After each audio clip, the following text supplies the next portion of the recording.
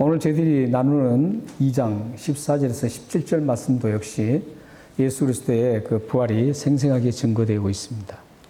이 부분도 역시 확 뚜렷하게 드러나지 않기 때문에 발견하기가 그리 쉽지 않습니다. 탈무드에 보면 우리 사람들의 겉으로 드러난 기능이, 활동하는 기능이 6가지가 있다고 합니다. 그 6가지 중에 3가지는 우리의 자유의지로 인해서, 우리의 의지로 인해서 통제가 되지 않는 3가지가 있고, 우리의 의지에 의해서 얼마든지 통제를 하고 이렇게 수습할 수 있는 그런 기능이 있다고 합니다. 우리가 어떤 의지로 통제할 수 있는 것은 손과 입과 발이라고 합니다. 입 같은 게 생각하면 우리가 얼마든지 말을 통제할 수가 있습니다. 예를 들면 좋은 말을 할 수도 있고 좋지 못한 말을 스스로 의지에 의해서 할 수 있다는 겁니다. 그렇기 때문에 우리 입을 마음대로 놀리면 안 된다는 것이죠. 왜냐하면 통제를 할 수 있기 때문에. 하나님은 이 통제를 하는 것을 통해서 그 죄악을 보시는 겁니다.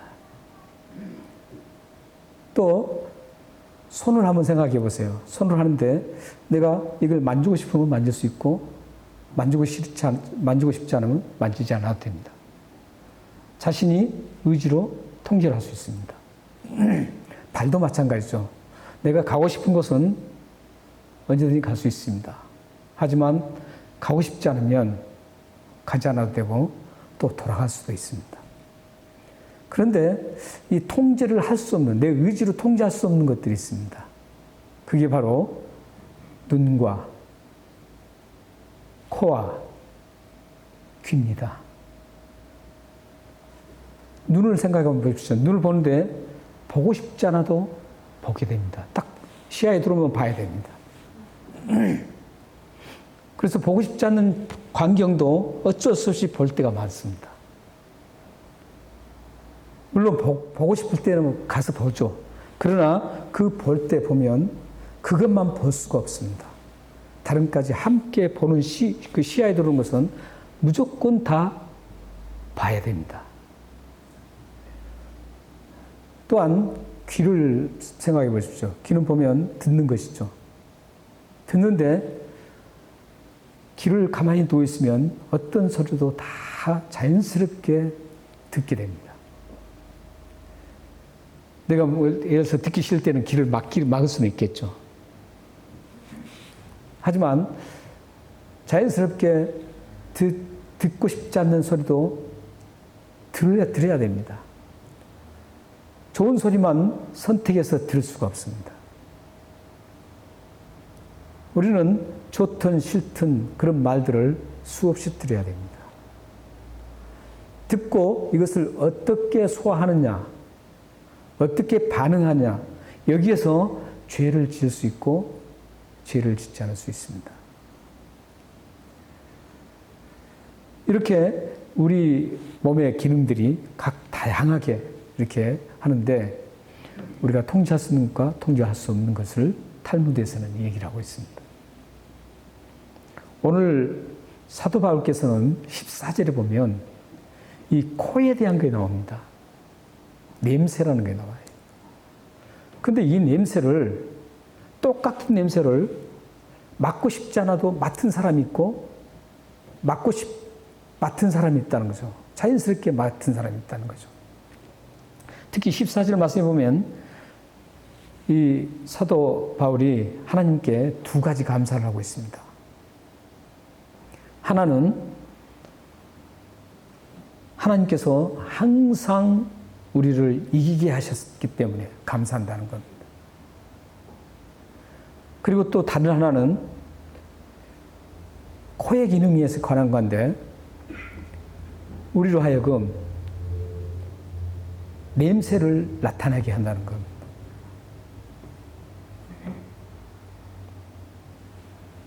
바울은 이 2가지를 능동태로 사용하지 않고 수동태로 사용하고 있습니다. 왜 그러냐면은 이기는 것과 냄새를 맡는 것이, 냄새를 나타내는 것 그 자체 행동이 내 의지로 되는 게 아니라 하나님에 의해서 이길 수 있고 냄새를 나타낸다는 겁니다. 그리고 우리가 그리스도인인데 우리 그리스도인이 사실 어려운 상황에서 이겨나가야 되거든요. 그리고 우리의 그 냄새를 나타내야 됩니다. 그리스도인의 그 냄새를 나타내야 돼요. 15절에서는 그것을 우리가 그리스도 향기라 그러죠. 아까 우리 서상 입사님 기도에도 그 향기가 나왔습니다. 근데 이기게 하는 것, 내가 아무리 죄를 이기려고 해도 이길 수 없습니다. 또한 우리가 뭔가 아름답게 막 드러내려고 해도 진정한 드러냄이 쉽지 않습니다. 하나님께서 해주셔야만 가능하다는 겁니다. 그래서 이걸 수동태로 사용하고 있습니다. 그런데 여기 언제 이기는가를 한번 봐야 됩니다. 언제 이깁니까? 어떤 때가 정해져 있습니까? 이기는 게? 오늘 말씀 보십시오. 말씀 보시면 어떻습니까? 언제 이기죠? 항상 이깁니다. 하나님께서 이기게 하시면 항상 이길 수가 있다는 거예요. 이 믿음이 필요한 겁니다. 여러분들이 죄와의 싸움에서도 믿음이 필요합니다. 왜냐하면 죄를 지으려고 할 그 순간 하나님께서 나를 이 죄를 통제할 수 있다라는 그 믿음이 필요합니다. 그렇게 되면 그 믿음으로 인해서 그게 통제가 됩니다. 싸워서 이길 수가 있습니다. 어떤 상황 속에서도 여러분들 고통을 당할 때도 마찬가지입니다. 힘들고 어려움을 당할 때도 이기는 비결은 믿음입니다. 승리하신 예수 그리스도를 믿고 그 승리가 예수님의 십자가의 죽으심이 나의 죽으심이고 예수 그리스도의 다시 승리하신 그 승리가 나의 승리거든요. 그것을 믿느냐 못 믿느냐 차이예요. 어떤 어려운 가운데서도 이길 수 있는 것은 예수 그리스도께서 그 처참한 십자가에서도 그것을 다 깨뜨리고 부셔버리고 승리하셨던 그 부활을 생각하면 여러분들이 언제든지 그 믿음으로 그것을 극복하고 이길 수가 있습니다. 그리고 이 냄새가 어떤 냄새죠? 냄새를 나타난다고 했는데 그 냄새가 어떤 냄새입니까? 그리스도를 아는 냄새입니다. 냄새도 종류가 참 많죠. 그런데 오늘 본문 속에서는 그리스도를 아는 냄새입니다. 이 그리스도를 아는 냄새는 어떤 걸 말씀할까요? 구원의 복음의 메시지를 말합니다. 구원의 복음. 그러니까 예수 그리스도에 관한 모든 그 성경에 나타나는 것들을 말씀합니다. 사도 바울과 그 동역자들, 그들에게 항상 하나님께서 이기게 해주셨고 또한 그들에게 예수 그리스도의 복음의 메시지를 어디든지 냄새를 풍기고 다녔다는 겁니다. 여러분들은 어떻습니까? 여러분들은 이 복음의 메시지가 여러분들이 가는 곳마다 풍겨지고 있는지 아니면 오히려 복음의 메시지가 차단되고 있는지 여러분들 한번 자신의 삶을 돌아봐야 합니다. 15절을 보시면 이 구원의 메시지가 바울과 그 일행들이 전했던 구원의 메시지가 두 부류의 사람들에게 향기가 되어서 퍼지고 있습니다. 15절 말씀 보면 두 부류, 그 두 부류가 뭡니까? 15절 보십시오.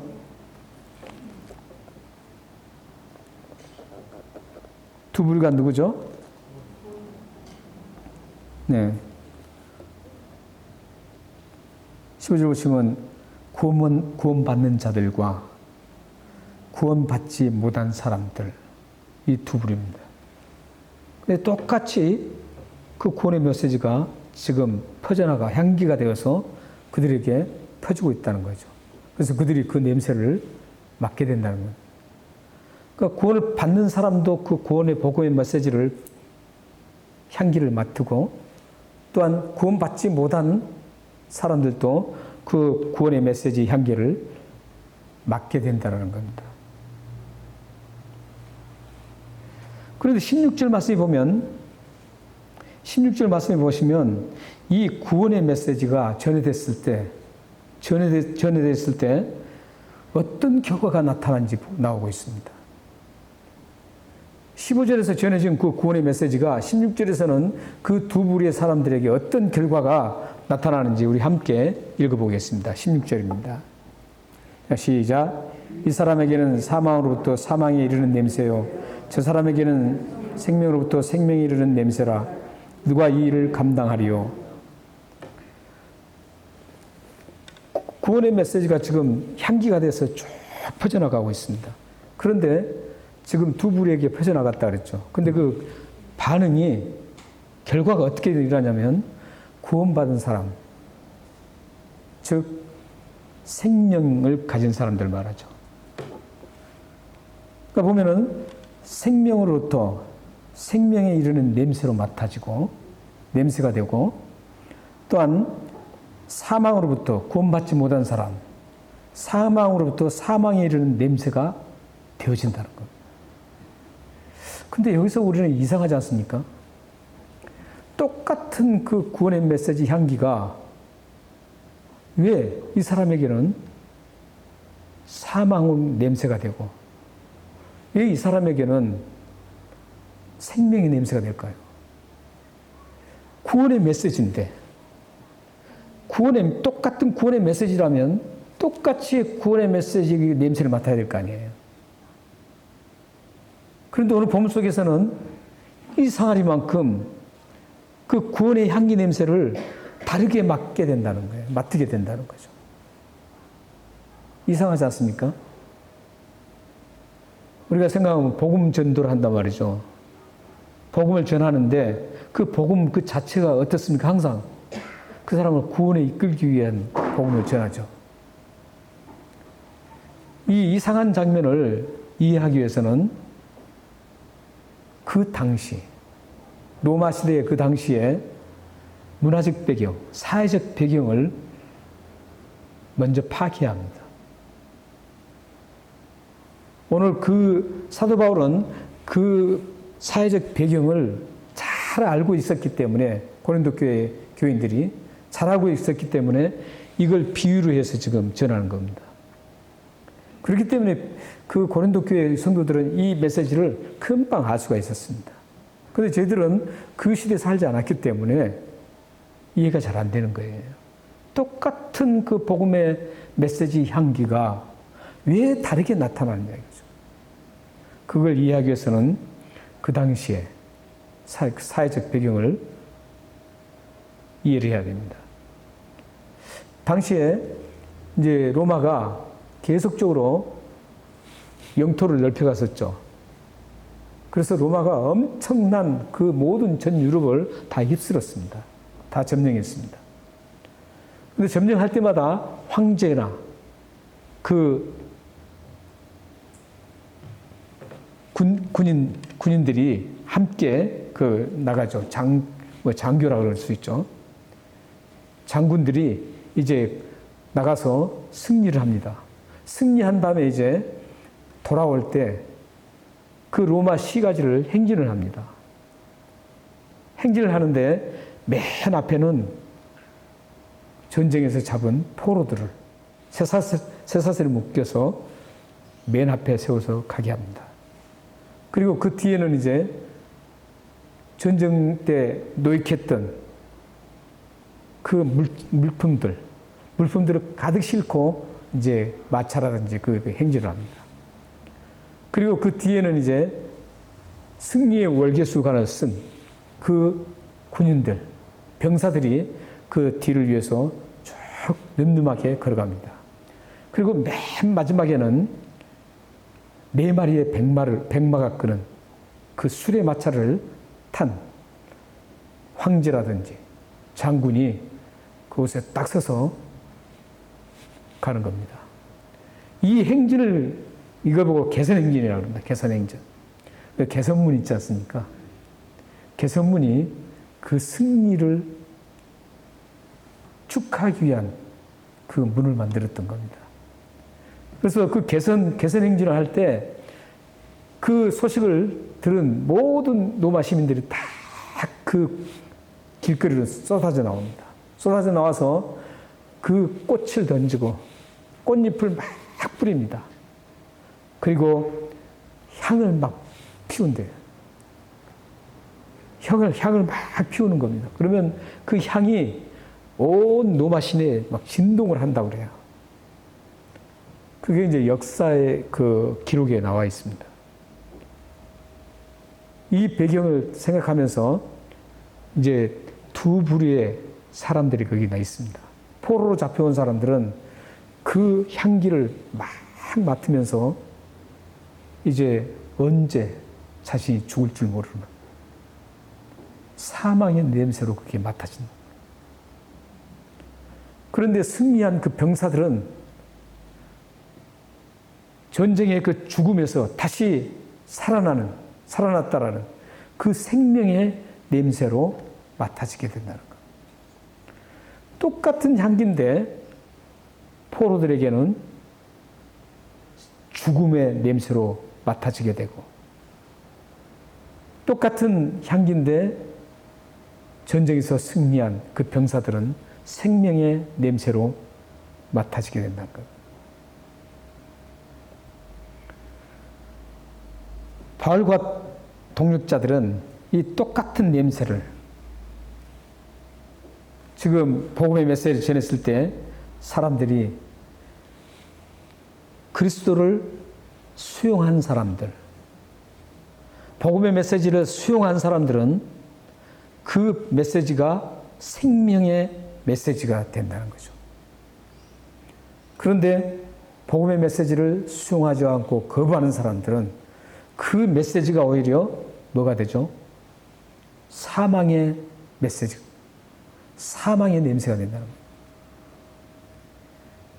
그래서 이기든지 생명이 되든지 이 생명의 냄새를 맡으려면 맡은 것은 이 복음의 메시지를 수용하느냐 수용하지 않느냐, 여기에 의해서 결론이 납니다.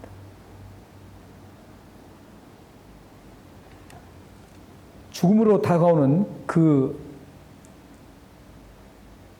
복음의 메시지가 죽음으로 다가오는 그 사람들과 복음의 그 메시지 향기가 생명으로 다가오는 그 차이는 그 복음의 메시지 향기를 수용하느냐에 따라서 달려 있습니다. 혹시 여기에 계신 분 중에 이 예수 그리스도의 복음의 메시지를 혹시 수용하지 않는 분이 있다면 이 시간 이 메시지를 수용하셔야 됩니다. 만약에 수용하지 않고 거부한다면 여러분은 사망의 냄새가 됩니다. 사망에 이릅니다. 다행히 우리 여기 계신 분들은 뭐 다 수용하신 분들이죠. 그러니까 여기 나오셔서 하나님 앞에 예배를 드리죠.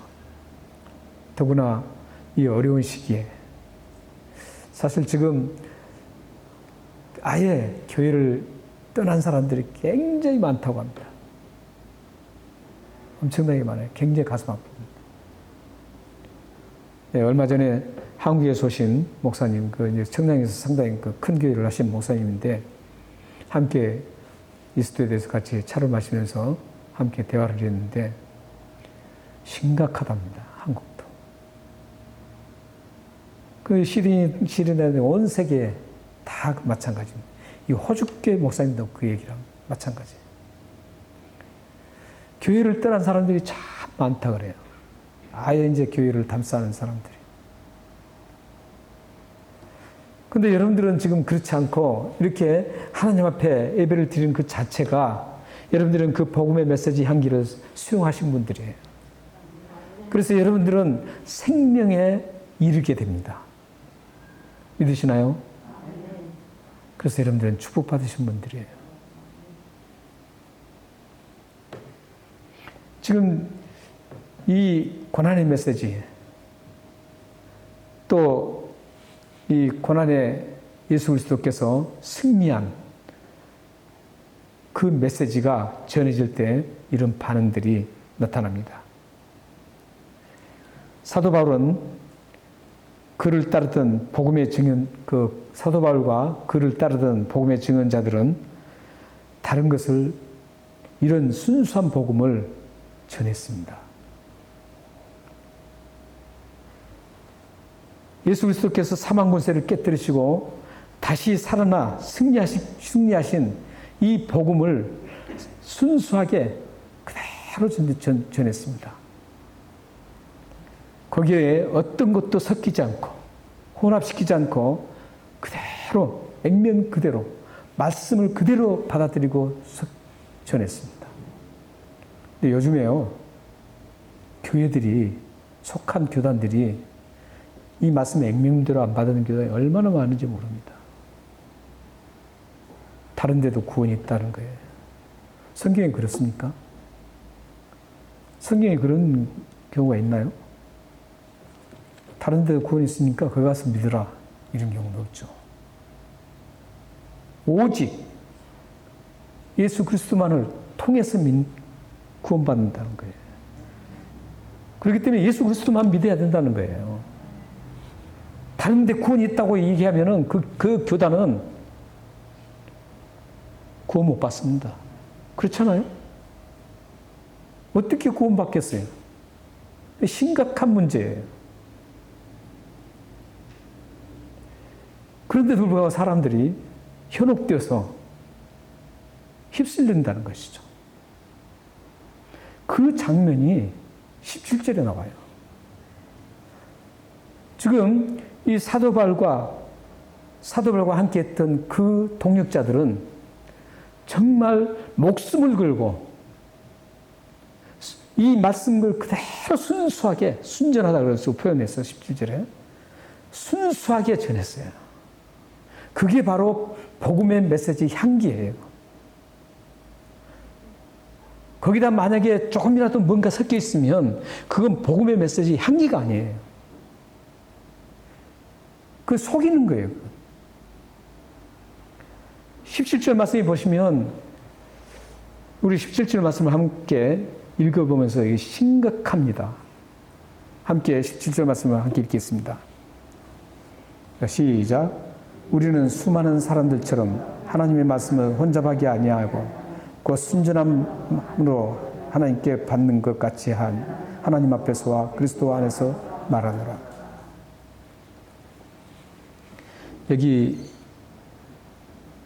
여기에서 굉장히 우리가 주의 깊게 보셔야 될 게 수많은 사람들과 이 부분입니다. 굉장히 많다는 거죠. 그 수많은 사람들이 어떻게 했습니까? 하나님의 말씀을 혼잡하게 만들었다는 겁니다. 그런데 지금 바울과 함께한 그 일행들은 소수입니다. 소수예요. 이 혼잡하게 했다라는 뜻이 무슨 뜻이냐면 원래 이 단어는 행상이 있잖아요. 행상인들이 바구니에다가 과일을 담아요. 과일을 담는데 위에는 좋은 것들을 담아요. 그리고 보이지 않는 곳에서 안 좋은 것들을 거기 담습니다. 그래서 그걸 파는 거예요. 거기에서 유래된 이 단어입니다. 혼잡이. 그러니까 굉장히 나쁜 단어예요. 근데 이 단어를 이제 그때 당시에 로마 사회에서 파생된, 유래된 단어입니다. 그게. 혼잡한다는 거예요.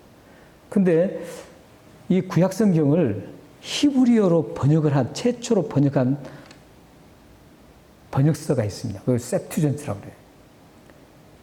70인역이라고 합니다. 70명이 각자 깊이 금식하면서 하나님 앞에 기도하면서 번역했습니다. 히브리어를, 성경이 히브리어로 되어 있었죠, 구약에. 근데 그 구약 히브리어를 헬라어로 번역한 겁니다. 그 70인역이에요. 70인역에서는 이 혼잡하다는 단어를 어떻게 그것을 거기다가 적었느냐면 포도주에다가 물을 탄 것, 이렇게 했습니다. 그러니까 뭔가 더 이익을 남기고 포도주에다가 물을 타는 겁니다. 그런 거 잘 모르죠. 과일이야, 광주리에 이렇게 하면 딱 떠들어보고 딱 하면 금세 이 썩은 걸 알잖아요. 여러분들 경험 많이 하셨을 거예요. 과일을 박스로 샀는데 위에는 아주 괜찮아서 샀는데 밑에 이렇게 보니까 썩은 것도 있고 상처난 것들이 있을 때가 있죠. 근데 구분이 돼요. 근데 문제는 뭐냐면 세투전트 70인역에서는 왜 이 단어를 이 성경에다가 도입시켰냐면 포도주에다가 물을 살짝 탔기 때문에 구분이 잘 안 돼요. 할 수가 없어요. 몇 프로를 탔는지도 몰라요. 대부분 사람들이 그냥 포도주구나 그렇게 마시게 돼 있어요. 그만큼 혼란스럽게 만들고 모르게 그들을 사로잡는다는 거죠. 이게 혼잡이라는 단어예요. 고린도 교회가 그랬어요. 고린도 교회에 거짓 교사들이 들어왔어요, 교회에. 그래서 사도 바울을 굉장히 공격을 해요. 그러면서 그들이 들어와서 잘못된 하나님 말씀처럼 비슷하게 해서 그 잘못된 것들을 계속 심었어요. 고린도 교회에다가. 마치 포도주에다가 물을 탄 것처럼 겸하게 그걸 심었어요. 그걸 심어서 교회를 막 요동치게 만드는 거예요. 사도 바울이 가장 걱정했던 부분이에요. 고린도 교회에. 교회를 흔드는 거예요. 교회를 흔드는 사람 정말 하나님께서 가만히 안 둬요, 사실. 왜냐하면 이것은 하나님께서 세우신 그리스도의 보혈의 피, 십자가의 피로 값주고 세웠던 교회이기 때문에 교회를 욕하지 마세요, 여러분들. 교회를 비방하지 마세요. 다른 건 몰라도 교회는 함부로 비방해서는 안 됩니다. 하나님이 가만두지 않아요. 큰일 나요. 그래서 이 고린도 교회에 그 사람들 들어와서 막 혼잡하게 만들었어요.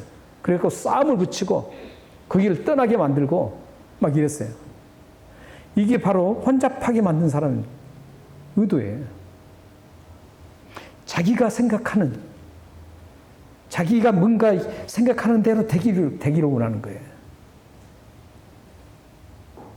이런 거짓 교사들 때문에 고린도 교회가 굉장히 힘들었어요. 초대교회 중에 가장 복잡하고 힘들었던 교회가 고린도 교회예요. 분쟁하고 싸우고 서로 비방하고 나가고 이랬습니다. 이런 교직교사들 때문에 이 고린도 교회가 힘들었습니다. 그들이 뭐 가지고 그랬냐면은 하나님 말씀을 혼잡하게 만들어 섞었어요. 자꾸 섞인 거예요. 그런데 우리는 이 대목을 굉장히 심각하게 보셔야 됩니다. 예수님도 그래서 굉장히 심각하게 보셨어요. 마태복음 7장 13절 14절 한번 읽어보시죠. 시작. 좁은 문으로 들어가라. 멸망으로 인도하는 문은 크고 그 길이 넓어 그리로 돌아가는 자가 없고 생명으로 인도하는 문은 좁고 길이 협착하여 찾는 자가 적으니라. 여기 지금 수많은 사람들이 그랬다는 거예요. 이 수많은 사람들은 이 복음을 섞어서 계속 혼잡하게 만들었어요. 이 사람들은 구원과는 관계가 없어요. 자기 이익성만 생각하는 거예요. 그래서 그 고린도 교회가 그렇게 된 거죠. 그런데 바울과 그 바울을 함께했던 그 유대인들은 소수였습니다. 많지 않았어요. 이게 성경에 보면 어디든지 보면 소수가 하나님 앞에 서 있어요. 대부분의 많은 사람들은 그렇지 않아요. 혼잡한 사람들이에요. 혼잡해요. 지금 예수님 말씀하신 것도 보세요. 좁은 문으로 들어가라는 거예요. 그런데 그 좁은 문으로 들어간 사람은 작다는 거예요. 왜냐? 협착하기 때문에. 이 좁은 문이 어떤 거라 제가 설명하면 또 길어지니까 않겠습니다. 들어가기가 그렇게 쉽지 않은 좁은 문이에요. 그 좁은 문으로 들어간 사람은 적어요. 들어가기가 얼마나 힘든지 몰라요. 그래서 적습니다. 그러나 넓은 문은 뭐 맘 놓고 화려하고 그러기 때문에 들어가는 거죠. 또 하나 보겠습니다. 예수님께서 했던 마태복음 15장 14절 말씀 한번 보시겠습니다. 시작. 그냥 두라. 그들은 맹인이 되어 맹인을 인도하는 자로다. 만일 맹인이 맹인을 인도하면 둘이 다 구덩이에 빠질 줄 아십니다. 여기 맹인이 누군 줄 아세요? 원래는 율법을 주장하는 사람들이에요. 복음을 주장하지 않고 율법을 주장하는 사람들입니다. 그런데 여기서 이제 더 우리가 더 나가서 뜻을 확대시키면 오늘 말씀과 매치가 됩니다. 하나님 말씀, 복음의 말씀을 혼잡하게, 뭔가 가미해서 혼잡하게 만드는 사람들을 얘기합니다. 지금 같으면 다원주의자들, 동성애를 인정한다든지, 성경에 동성애를 인정한다 어디 있어요? 지금 저는 이제 정부를 비판을 잘 안 해요. 왜냐하면 그 사람들이거든요. 그러나 성경에 잘못된 것은 비판해야 되거든요. 지금 문재인 그 대통령이 잘못한 것은 뭐냐면 그 정부 잘못한 것은 이 동성애를 갖다가 합법화 시키려고 그러는 거예요. 그것은 성경에 맞지 않습니다. 그건 인권이 아니에요, 그건 타락이에요. 다른 거 잘한 거 많아요. 굉장히 잘한 건 많습니다. 근데 그 부분은 제가 보면 성경적으로 잘못됐다는 거죠. 그래서 이렇게 혼잡을 시키는 거예요. 근데 저기 지금 맹인을 인도한 사람은 같이 구덩이에 빠진다는 거죠. 이것은 뭐냐면 결국은 구원받을 수 없다는 겁니다. 이 복음을 혼잡하게 하는 사람을 따라가는 사람들은 구원받을 수 없다는 거예요. 지금 이 시대에 얼마나 그리 많이 따라가는지 몰라요. 그 거대한 교회, 그분이 이 다원주의, WCC 컨퍼런스 하는데 그분이 총 우두머리였어요. 그것은 자기가 그걸 수납하기 때문에 그거 하는 거 아니에요. 근데 큰 교회 목사님 중에 거기에 참여해라 그러면 나는 그거 참여 안 한다 그랬어요. WCC 컨퍼런스 부산에서 할 때. 제가 하는 큰 교회 목사님도 거기에 무슨 그 고문으로 해가지고 올리라 그러는데 나는 거기에 참여하지 않는다라고 단호하게 끊었어요.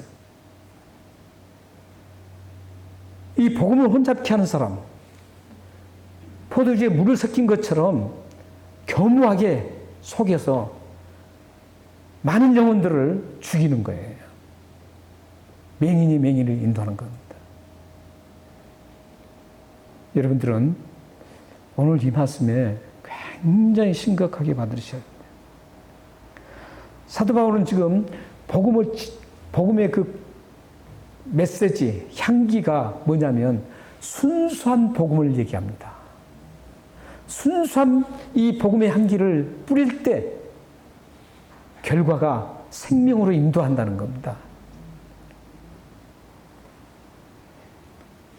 이 생명 문제는 여러분의 기분에 의해서 결정하면 안 됩니다.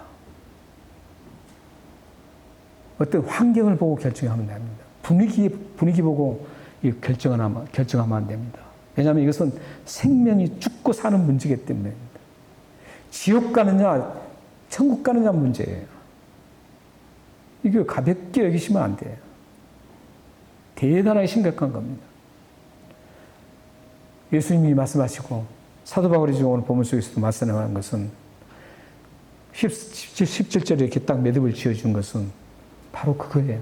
순수한 복음에 전해질 때 이길 수 있다. 승리가 온다. 순수한 복음이 전해졌을 때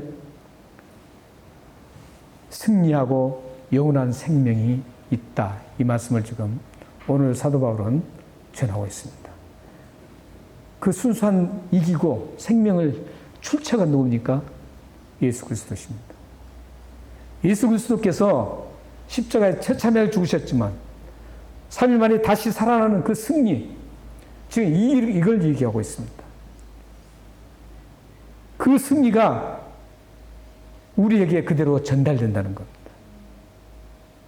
사랑하는 여러분, 오늘 부활의 날에 사망 권세를 이기시고 승리하신 예수 그리스도의 그 승리처럼 여러분들도 어렵고 힘든 환경에서 탈피하지 않고 생명길로 가셔야 합니다. 고통을 주는 환경을 이기고 감사하며 승리의 향기를 날리시기를 소망합니다. 어떠한 어려움도 승리하신 주님을 의지하면서 하나님께 붙잡혀 온 세계 아름답게 쓰임받는 여러분의 삶과 자녀와 가정이 되시기를 주님으로 축원합니다. 마지막으로 고린도전서 15장 57절을 읽고 마치겠습니다. 시작. 우리 주 예수 그리스도로 말미암아 하나님께 승리를 주신 하나님께 감사하노라. 여러분들이 승리하기 위해서는 섞이지 않는 복음을 받아들일 때 가능합니다. 기도하겠습니다. 살아계신 하나님,